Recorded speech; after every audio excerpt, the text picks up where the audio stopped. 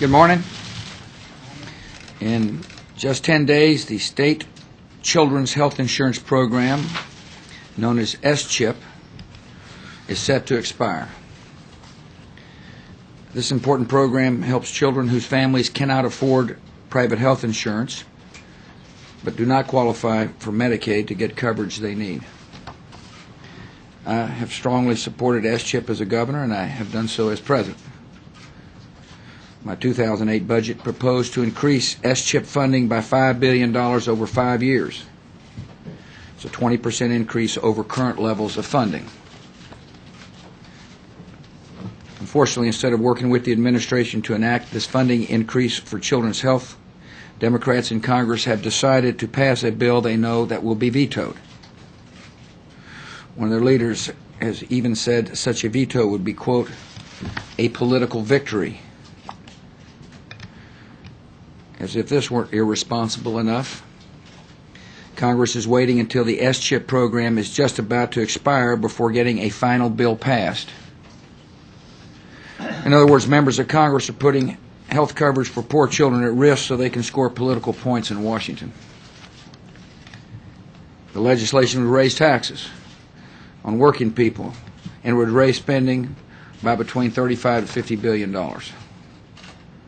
Their proposal would result in taking a program meant to help poor children and turning it into one that covers children in households with incomes of up to $83,000 a year. The proposal would move millions of American children who now have private health insurance into government-run health care. Our goal should be for children who have no health insurance to be able to get private coverage, not for children who already have private health insurance to be able to get government coverage. What I'm describing here is a philosophical divide that exists in Washington over the best approach for health care. Democratic leaders in Congress want to put more power in the hands of government by expanding federal health care programs. Their S-CHIP plan is an incremental step toward the goal of government-run health care for every American. I have a different view. I believe the best approach is to put more power in the hands of individuals by empowering people and their doctors to make health care decisions that are right for them. Instead of expanding S-CHIP beyond its original purpose, we should return it to its original focus, and that is helping poor children, those who are most in need. And instead of encouraging people to drop private coverage in favor of government plans, we should work to make basic private health insurance affordable and accessible for all Americans. My administration will continue working with Congress to pass a responsible S-CHIP bill. In the meantime, Congress has an obligation to make sure health insurance for poor children does not lapse. If they fail to do so, more than 1 million children could lose health coverage. Health coverage for these children should not be held hostage while political ads are being made and new polls are being taken. Congress must pass a clean, temporary extension of the current S-CHIP program that I can sign by September the 30th. And that's the date when the program expires. I've instructed Secretary of Health and Human Services Mike Leavitt, who has joined us today, to work with states on ways to mitigate the damage that would result if Congress allows this program to lapse. Our goal in passing legislation should be getting something done for those in need, not getting nothing done so politicians in Washington can claim a political victory. Mike Leavitt is going to answer questions, if you have any, after my press conference. You looked a little concerned as to whether or not I'd answer any questions. And now I'm happy to take any questions you have, starting with Terry. Mr. President, economists say that the nation is at increasing risk of recession. What do you say? I say that the fundamentals of our nation's economy are strong. Inflation's down. Job markets are steady and strong. For all, the national unemployment rate is 4.6%. Corporate profits appear to be strong. Exports are up. There is no question that there is some unsettling times in the housing market and credits associated with the housing market. And that's why I look forward to working with Congress to modernize the FHA loans so that people can refinance their homes, and to change the tax code so that if somebody renegotiates a loan, they don't have to pay a penalty, a tax penalty, in so doing. I'm optimistic about our economy. I would be pessimistic, however, if the Congress has its way and raises taxes. I believe the worst thing that can happen now is to allow the Congress to do that which they have said they want to do, which is to raise the taxes on people. And because I think taking money out of the hands of investors and consumers and small business owners would weaken the economy. And so, as I say, I'm optimistic, but I would be pessimistic if I thought Congress was going to get their way, and they're not. They're not going to raise taxes. Do you think there's a risk of a recession? How do you rate that? You know, you need to talk to economists. I think I got a B in Econ 101. I got an A, however, in keeping taxes low and being fiscally responsible with the people's money. We've submitted a plan that will enable this budget to become balanced by 2012, so long as Congress learns to set priorities, and we can balance a budget without raising taxes. Karen. Thank you. The French foreign minister has raised the possibility of war with Iran. Is there a risk that the escalating rhetoric over Iran could boost the chances of war? And what would be your message to the UN next week regarding Iran? I have consistently stated that I'm hopeful that we can convince the Iranian regime to give up any ambitions it has in developing a weapons program and do so peacefully. And that ought to be the objective of any diplomacy. And to this end, we are working with allies and friends to send a consistent message to the Iranians that there is a better way forward for them than isolation, financial isolation and/or economic sanctions. I believe it's imperative that we continue to work in a multilateral fashion to send that message, and one place to do so is at the United Nations. We're also talking to different finance ministers about how we can send a message to the Iranian government that the free world is just not going to tolerate the development of know-how on how to build a weapon, or at least gain the ability to make a weapon. And the reason why is because it's very important for us to take the threats coming out of the mouth of the president of Iran very seriously. It's a person that is, constantly talks about the use of force on Israel, for example, and Israel's our very firm and strong ally.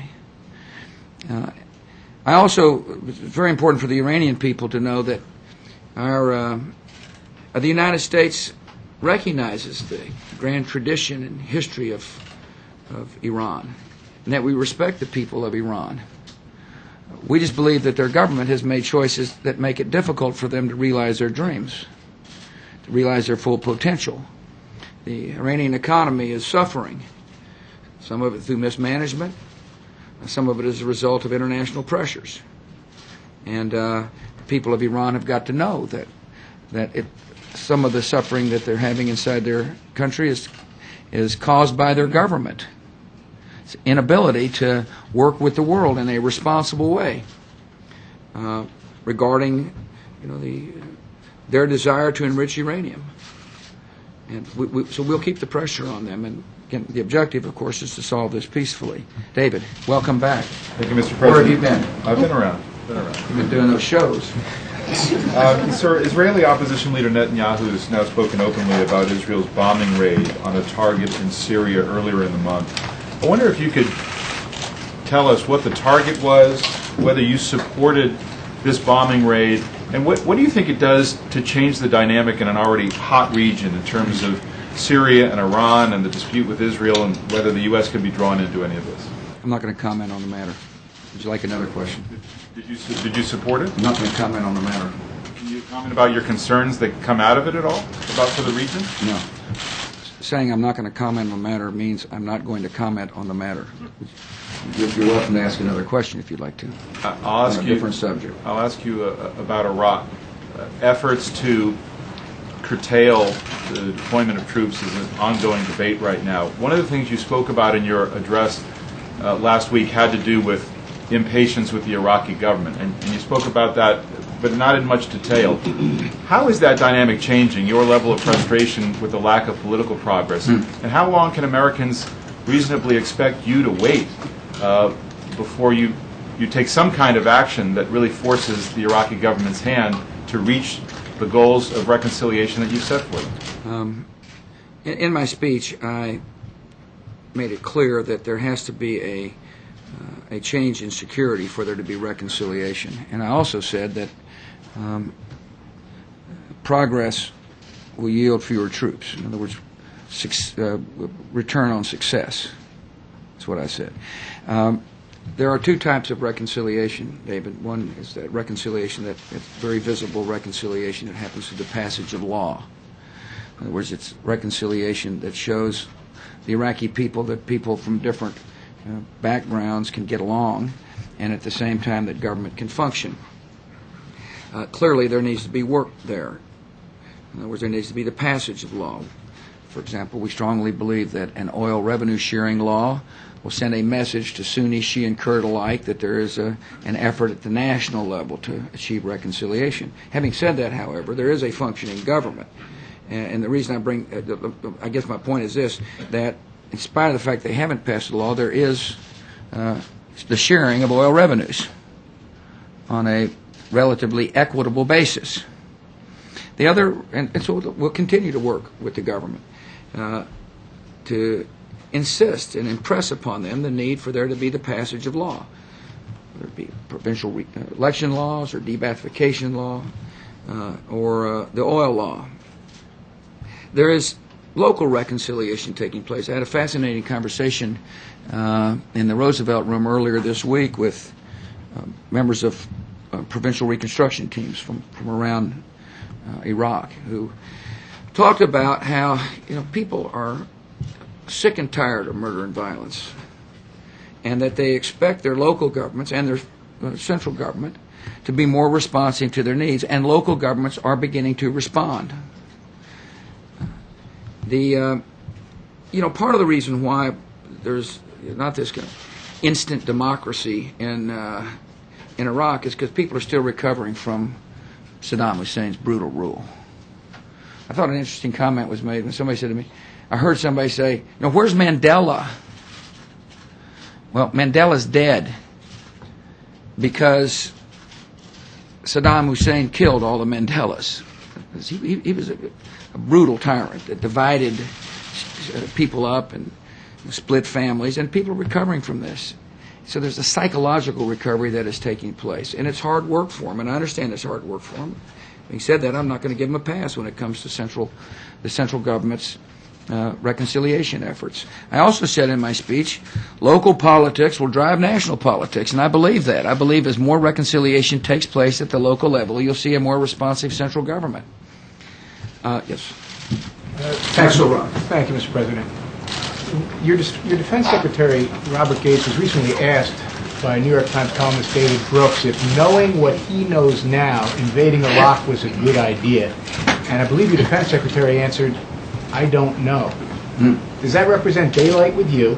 Is that second guessing? Have you spoken to the Defense Secretary? And has that changed your mind at all? I think he made it pretty clear the removal of Saddam, I don't know about this column, but I know his previous statements, he said getting rid of Saddam Hussein was the right decision. But I haven't talked to him about the column. If I had to ask everybody in my government to respond to columns and news stories, that's all I'd be doing, is talking to people in my government.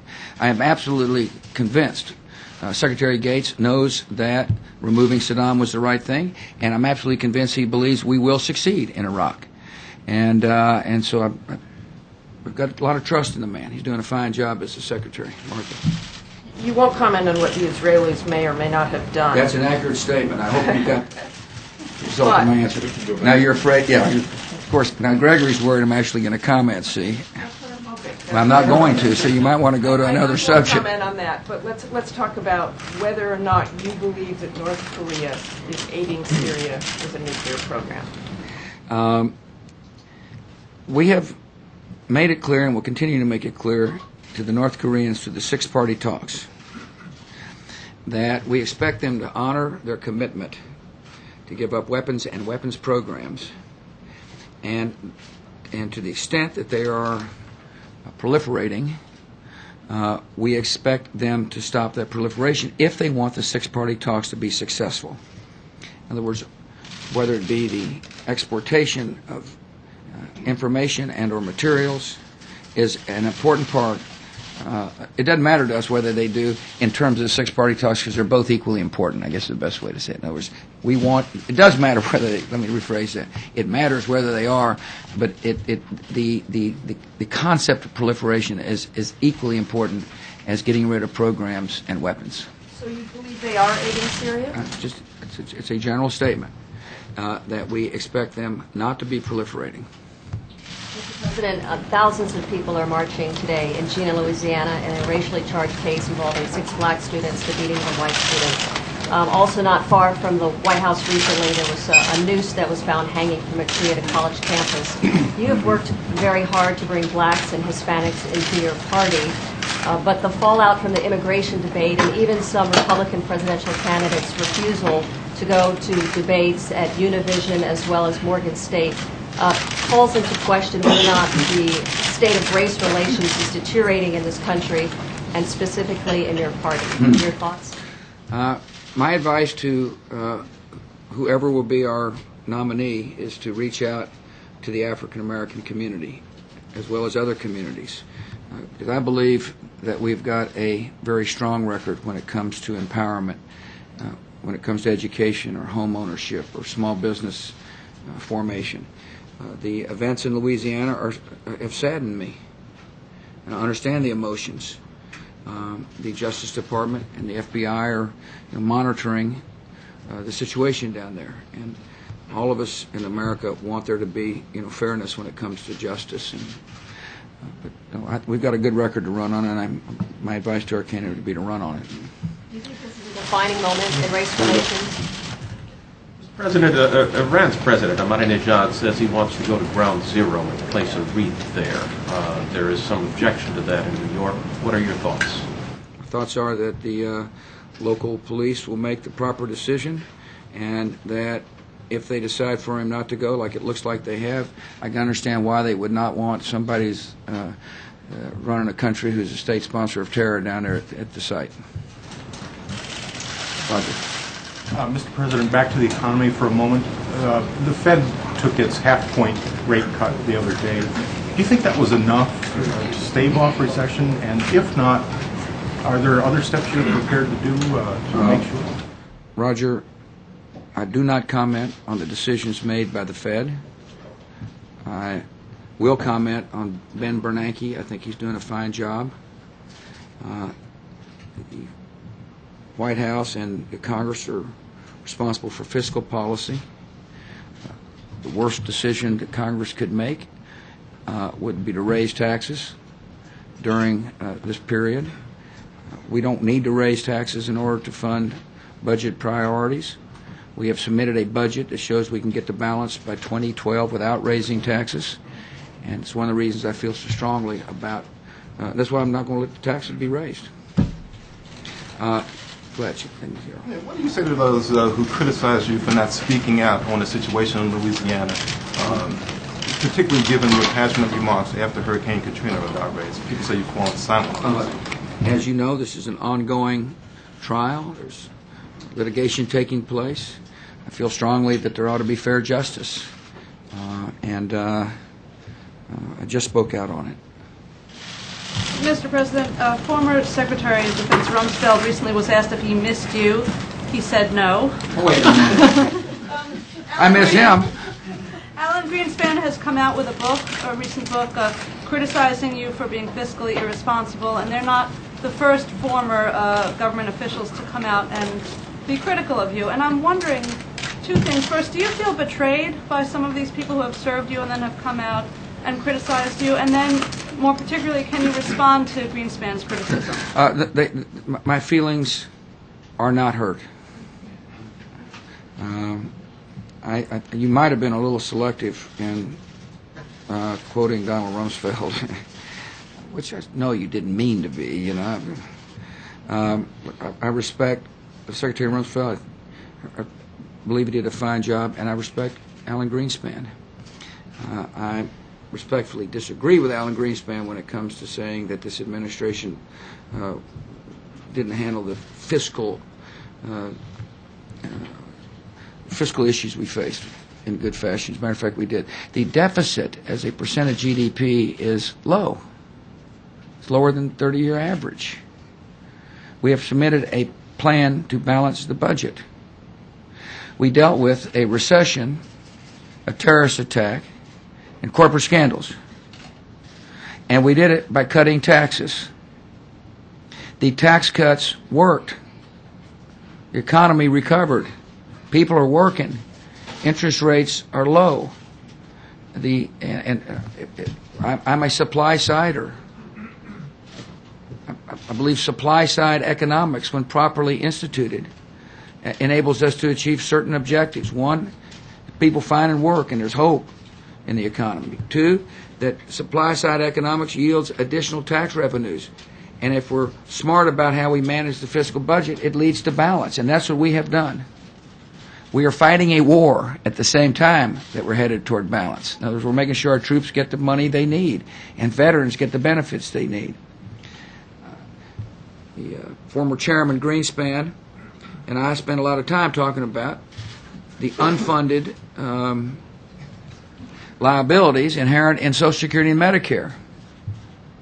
And he's concerned about those unfunded liabilities, as am I, and that's why I went in front of the Congress on more than one occasion, talking about how to reform Social Security so that young people who are working aren't paying payroll taxes into a system that's going broke.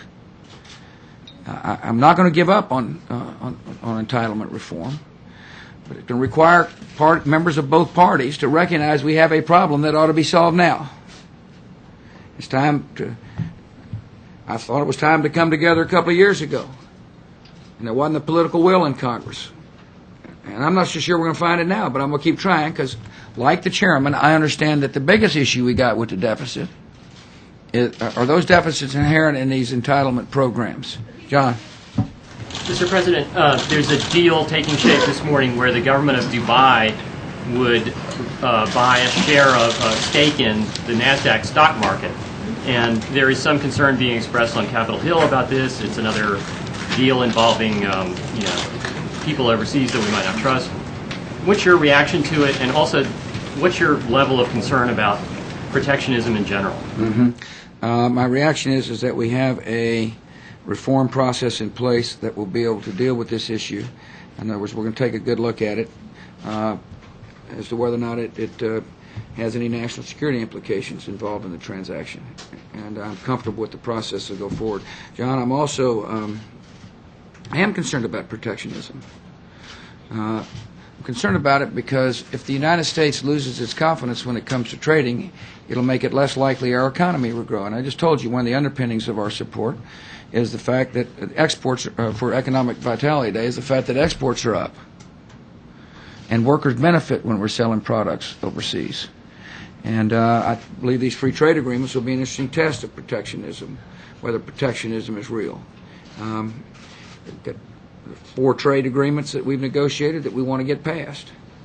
And there's going to be some crucial votes coming up here pretty soon in the Congress. And we'll work hard to get all 4 trade agreements through. And if they don't get through, it is a sign that the protectionists are beginning to be on the ascendancy here in Washington, D.C., and that'd be a mistake. And for people who are deeply concerned about poverty around the world like I am, the best way to help lift people out of poverty is through free trade agreements.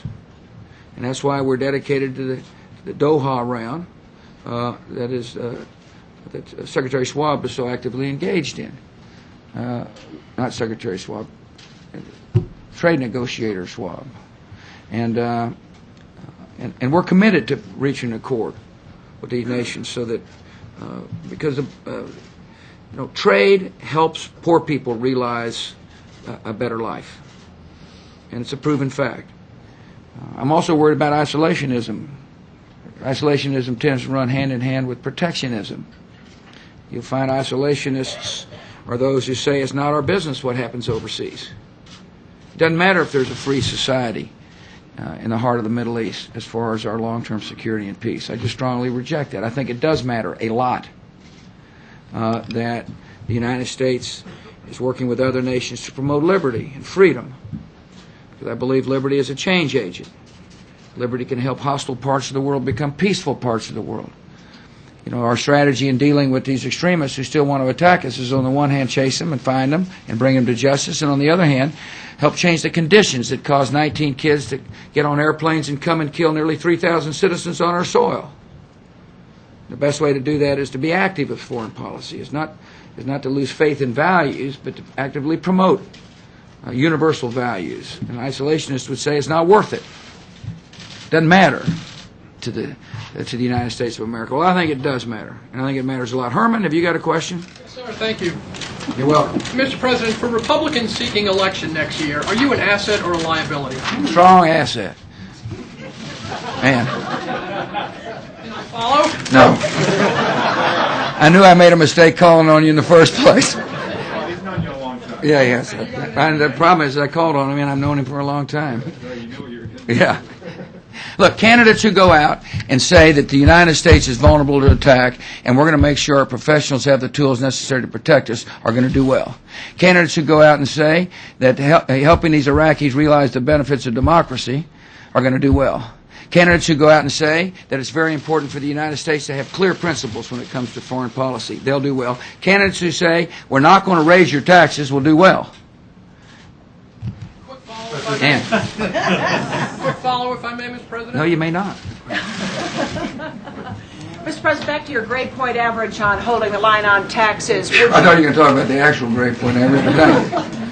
I remind people that, like when I'm with Connie, I say she's the PhD and I'm the C student, and just look at who's the president and who's the advisor. But go ahead.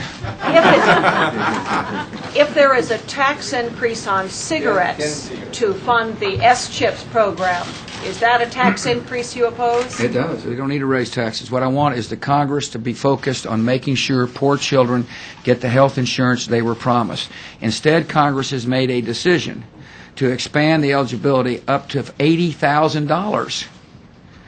That's not the intent of the program. The program was find poor children and help them with health insurance. Their vision is expand the eligibility so that people making up to 80 will be eligible for this program. I believe this is a step toward federalization of health care. I know that their proposal is beyond the scope of the program, and that's why I'm going to veto the bill. Let's see, Mark. Mr. President, in January when you announced your troop surge, you said that its goal was to get all 18 Iraqi provinces, the security for those provinces, into Iraqi hands by November of this year. The Pentagon, is now telling Congress that's not going to happen until July at the earliest. Have the goalposts shifted once more? No, the goals are the same. Achieving those goals have been slower than we thought. And the question is, one, whether or not it's worth it to try to achieve the goals. I believe it's worth it for the security of the country. And the reason why I believe it's for the security of the country is that if we were to leave before the job is done, extremist groups like Al-Qaeda would be able to gain safe haven. That's what they've said they want. They believe we won't have the will to hang in there and help this Iraqi government succeed, and they want us out. And so the goals of helping Iraqis provide their own security remain the same. And the goals are important toward achieving our objective, and our objective is important for the security of the country. I also believe that a democracy in the heart of the Middle East will be a major blow to extremists or radicals wherever they live in the Middle East. And just yesterday we saw an attack on a anti-Syrian, pro-Lebanese democracy advocate. Now, I don't know who did that, but I do know it is typical of this war we're fighting in, when extremists kill innocent people in order to undermine democracies. And one of the things I feel passionately about is for the United States to recognize what a Middle East would be like if terrorists and extremists had safe haven and were emboldened by a U.S. defeat. And that's why one, I believe we can succeed, and two, I know we got to succeed. And therefore, have listened carefully to our commanders and our diplomats as to whether or not they think we can succeed, and if so, what do they need to do it? And that's what I talk to the country about. And so, Mark, yeah, the goals are the same. And have we achieved them as fast? No, we haven't. But, however, having not achieved them doesn't mean we ought to quit. It means we ought to work hard to achieve the goals, because the end result is the same, whether the goal is done in November or in July, and that is a country that can govern itself, sustain itself, and defend itself, and is an ally against these extremists and radicals. A country which will deny safe haven to the folks who have sworn allegiance to the crowd that attacked us on September the 11th. A couple more, then I'm going to let Levitt come up here. Yeah, please. Thank you. You said earlier that people in Iraq are sick and tired of the violence. To what extent has the recent Blackwater incident frayed your relations with Prime Minister Maliki and his government, and why are outfits like Blackwater above the law in Iraq? First of all, I have yet to speak to the Prime Minister about this subject. I'll see him in New York next week at the UN. I'm confident he'll bring it up. I also appreciate the fact that he's willing to work with the U.S. government to set up a commission to find out what actually happened. The folks like Blackwater, who provide security for the State Department, are under rules of engagement. In other words, they have certain rules, and this commission will determine whether or not they violated those rules. And I'm looking forward to finding out what the results are. Regrets about that incident and the fact that... Well, let's find out what the facts are first. Obviously, to the extent that innocent life was lost, I'm saddened. Our objective is to protect innocent life. And we've got a lot of brave souls in the theater working hard to protect innocent life. And evidently some innocent lives were lost. And we, my thoughts and prayers go out to the families. And I want to find out the facts about exactly what took place there in the theater, and that's exactly what we're about to find out. A couple of more here. Wolf? Thank you, sir. You looked asleep back there, that's why I was calling on you. You recently spoke just earlier about the importance of oil revenue sharing in Iraq. Recently, a company called Hunt Oil, run by one of your longtime supporters, Ray Hunt, signed a deal with the Kurdish regional government to drill for oil up there. That deal has come under intense criticism from the national government in Baghdad. They say it undermines the discussions about oil legislation. What's your opinion of that kind of deal and how it impacts this long-stalled legislation? Our embassy also expressed concern about it. I knew nothing about the deal. I need to know exactly how it happened. To the extent that it does undermine the ability for the government to come up with a oil revenue sharing plan that unifies the country, obviously, if it undermines that, I'm concerned. Yeah. Mr. President, thank you. Big stretch. He's back. What is your reaction to the MoveOn.org ad that mocked General Petraeus as General Petraeus said that he cooked the books on Iraq? And secondly, would you like to see Democrats, including presidential candidates, repudiate that ad? I thought the ad was disgusting. And I felt like the ad was an attack not only on General Petraeus, but on the U.S. military.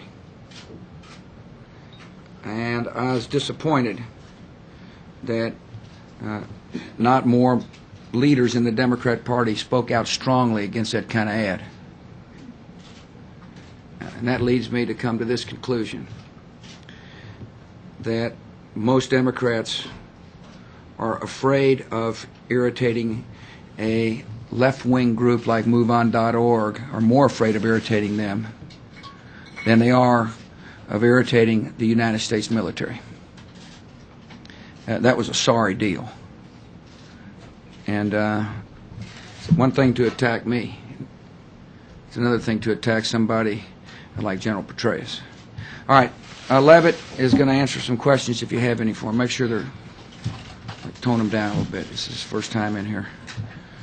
Martha, you and Gregory, be polite on it. Thank you for your time. Michael.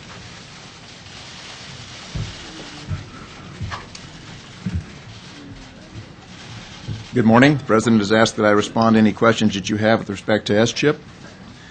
Yes, ma'am. Well, Congress was out, the administration directed states to meet several requirements before they could expand the scope of S-chip, and one of those would require children, if their parents had been previously insured, to have to be uninsured for a year before their parents could seek S-chip coverage. Why is the administration requiring children to be uninsured a year before they can become insured again? As the President indicated, he believes, I believe, that S-chip was designed for low-income children and for those who currently do not have private insurance. That guidance essentially said this. This is a program for poor children. We think that poor children who do not have insurance ought to go to the head of the line. Those who have private insurance already and those who have high incomes ought to come after. And therefore we ought to focus our efforts to make certain that we have accomplished that mission. There are many states and many children who currently qualify for S-chip who have not been enrolled, and that ought to be our first priority. Yes, ma'am. Mr. Secretary, the President campaigned on a platform of compassionate conservatism, and I think when he vetoes this bill, as he promises to, a lot of Americans will be asking, where's the compassion? How do you respond to that? The President has made clear that he believes that all Americans ought to have access to an affordable basic insurance policy. That if a person is elderly or if a person is disabled or poor, that's the responsibility of government to help them by providing them with access to insurance and to pay for most of it. S-chip is a very important part of that. The President would like to see S-chip reauthorized, and we'd like to get on to the larger question of how do we provide insurance for all Americans. He made a proposal at the State of the Union that ironically would have, according to the Lewin Group, would have provided insurance to 4.25 million children, and children who currently do not have coverage. The bill that the President will veto is represented to offer 2.6 million insurance. However, 1.2 million of those already have private insurance, and 900,000 of them already qualify. So we're looking to increase the number of people covered generally and to focus first on getting S-chip reauthorized. We'd like to see it reauthorized. We'd like to see it reauthorized before September the 30th. Yes, sir. Mr. Secretary, there's a lot of discussion about these relatively higher income levels that some states allow families and children to be covered under. But my understanding of the S-chip legislation is that it's designed to give states that flexibility, and in fact those income limits were approved, several of them by your administration.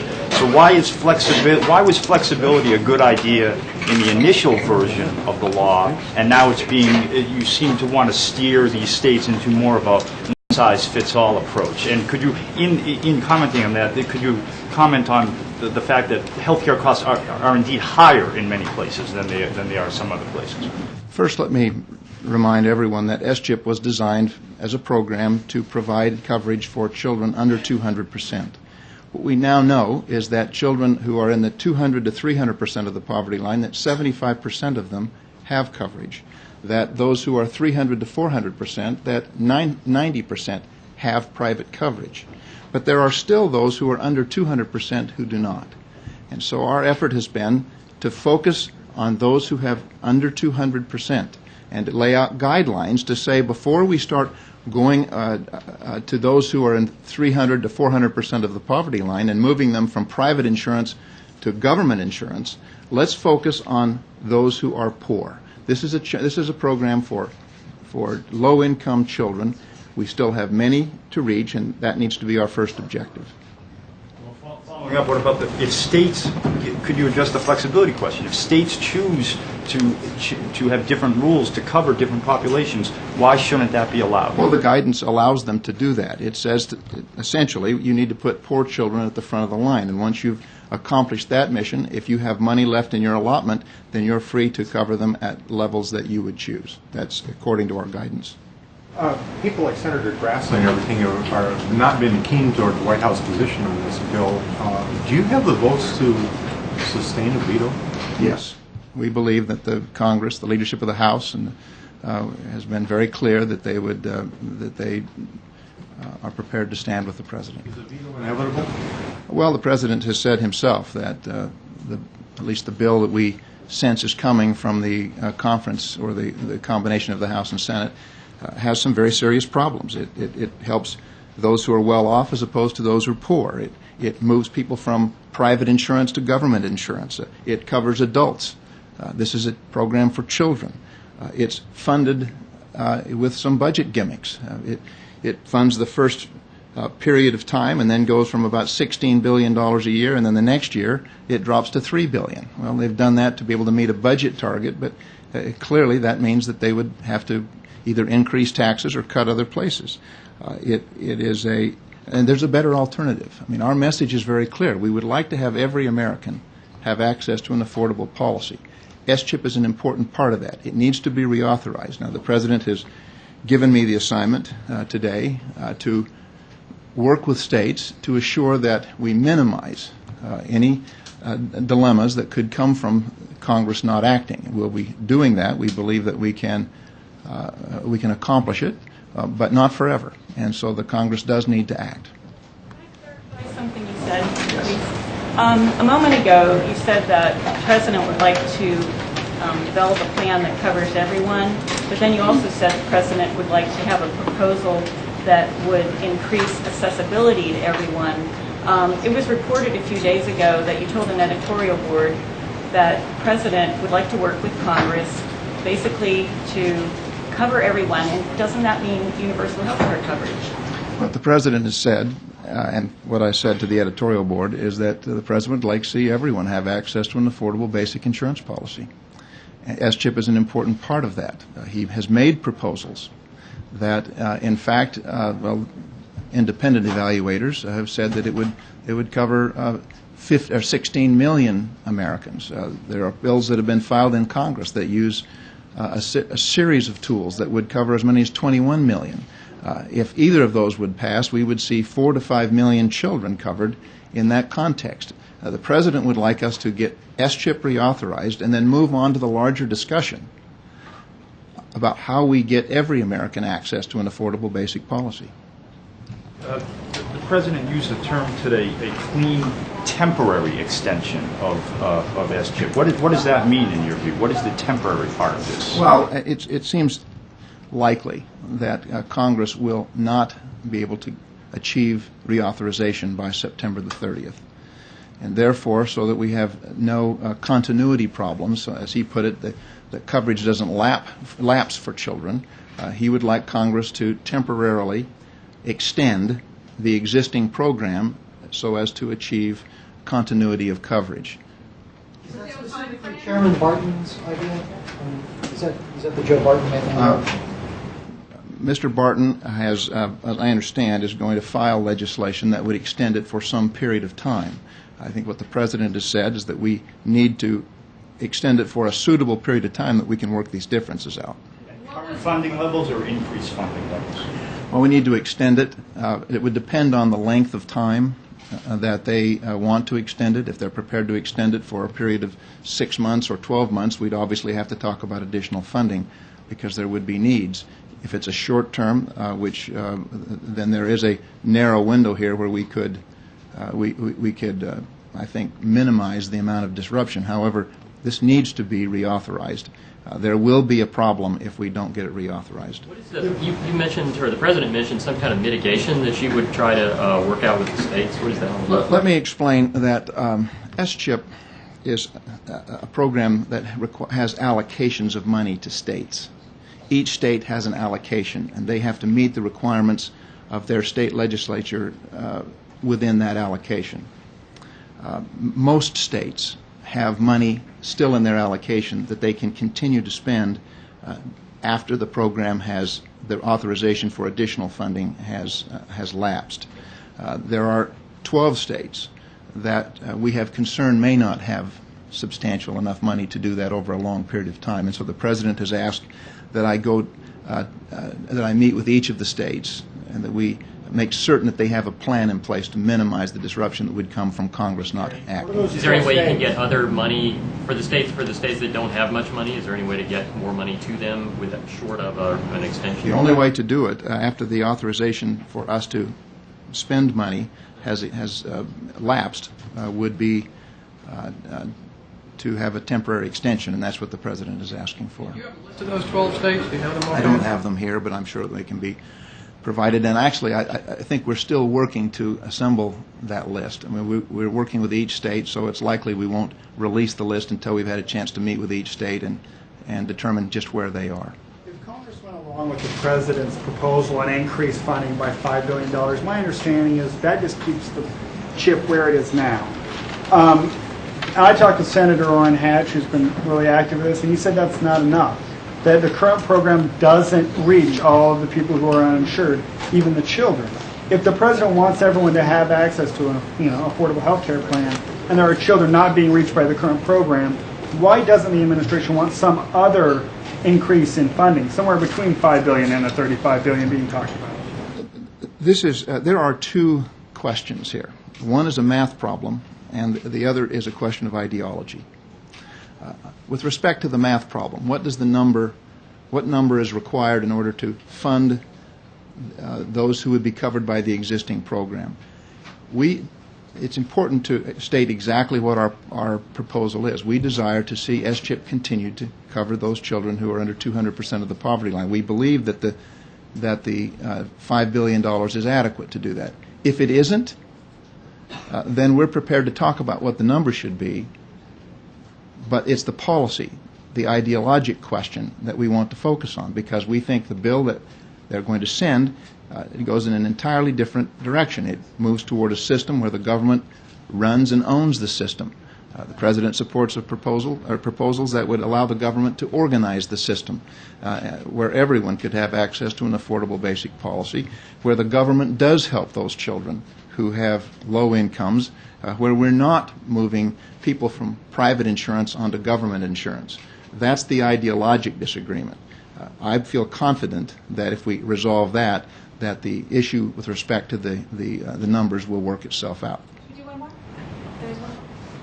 Could you clarify, please, if a state now covers more than 200% of poverty, what does the administration want to see? Does it want it not to cover those people, roll back to 200, or does it want to say, you have to make sure that 95% of the 200 are covered? We believe this is a program that was designed to cover those who are under or 200% and under. There are states who have chosen to go above that. We have offered guidance that if you choose to do that with your allotment, then given the fact that we pay for 70% of it, meaning the federal government, we would like you to put poor children at the head of the line as opposed to bringing in people who already have coverage and putting them in front of poor children. So it's very clear, very simple guidance. Put poor children first before you bring people who are already insured in the private market. Doesn't the current law do that? My understanding is the wording of the current law does that. The guidance was necessary because the current law allows states to define what income is. It allows them, it does not create a standard, and that's the appropriate place where guidance needs to be offered, where the law frames in a particular area but does not offer guidance in framing up the detail. Thank you.